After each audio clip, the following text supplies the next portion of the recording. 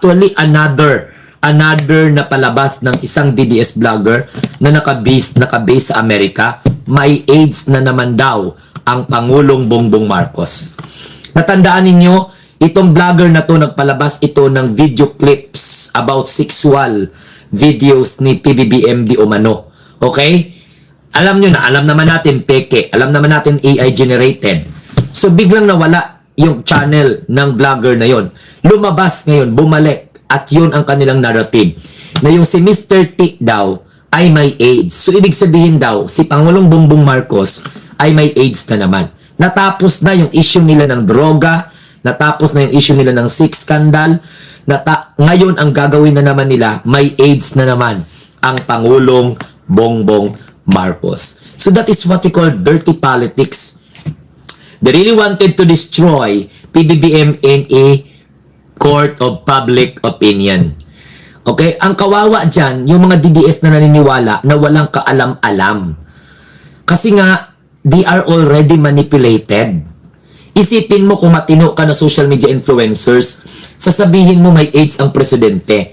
Where did you get the records? There is what they call Republic Act that you violate when you acquired personal data of an individual who happens suffered in that such kind of circumstances.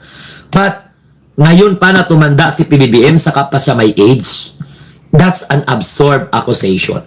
Alam niyo yan, yung bakla na kalbo, na vlogger, nakasama nila Maharlika.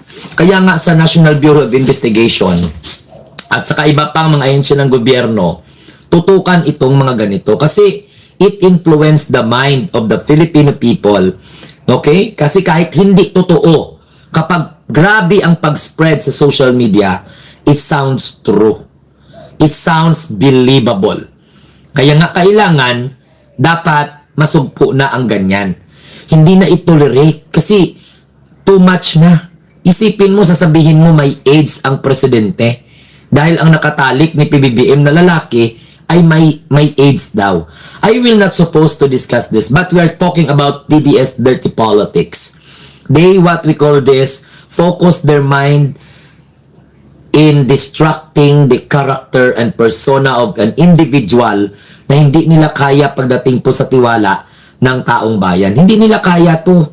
Si Pangulong Bongbong Marcos, kung hindi nila siraan, hindi nila kaya. Kaya nga, the more you destroy the persona of the president, the more you destroy the character of the president using false information, disinformation, malinformations, kayo ang nagbabagsak, kayo ang gumuguho. Yan. Yan at ang hindi ninyo naintindihan na the more na sinisira ninyo ang pagkatao ng presidente, kayo po ay nababagsak. Baka siya ang may AIDS, hindi si PBBM. Sabi po ni Sir Danny Ancheta. Hello po kay Severino Magalona. Hello po kay Boy De Veria. Good morning. Shout out sa inyo.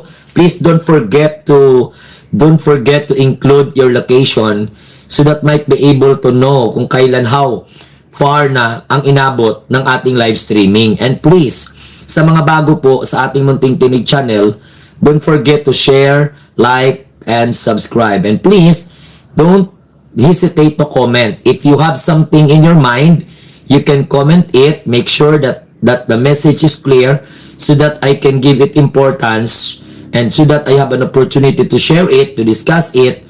No? They cannot put a good man down like President Bongbong Marcos. Sabi po ni Rosita Oliveros. Yan ang pinapakalat yan ang pinapakalat nila ngayon.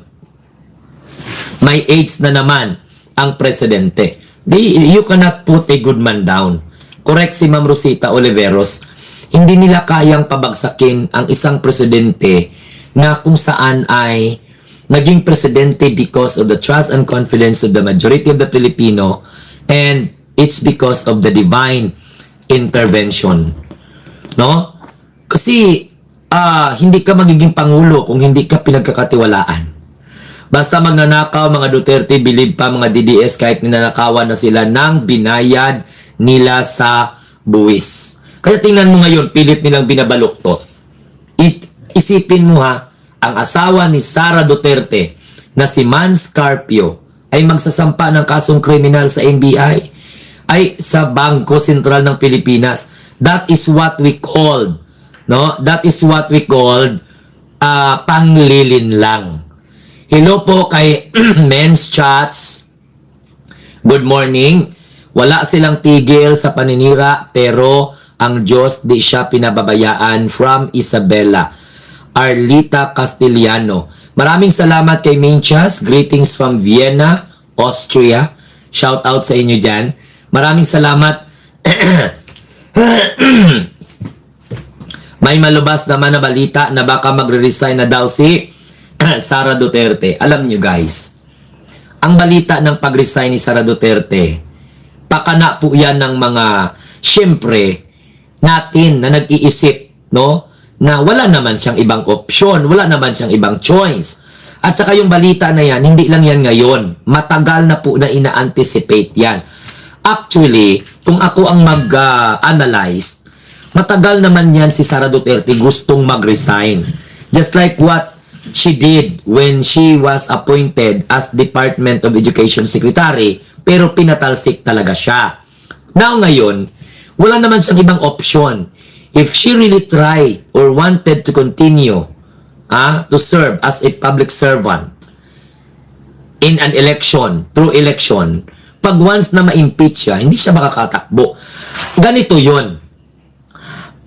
May posibilidad na mag-resign siya para hindi ma-process ang impeachment proceeding. Kasi, pag matuloy ang impeachment proceeding, impeachment hearing, at matuloy ang impeachment trial, kahit hindi pa tapos lalabas ang mga ebidensya, matatalo pa rin siya. Number one way lang na mapigilan ni Sara ang paglabas ng ebidensya sa publiko, ang pag-resign niya. Kasi kapag mag-resign siya as Vice President, ang kakaharapin niyang kaso sa ombudsman lang. So kung sa ombudsman, hindi masyado siya mapahiya. Alam mo kung bakit? Closed door eh. Ang hearing closed door eh. Right? Hindi katulad ng impeachment na buong mundo makaka-observe. Kasi ang impeachment televised. Ang hearing at saka yung kaso sa Sandigang Bayan, sa ombudsman, pag magpo-prosper yun sa korte, hindi televised.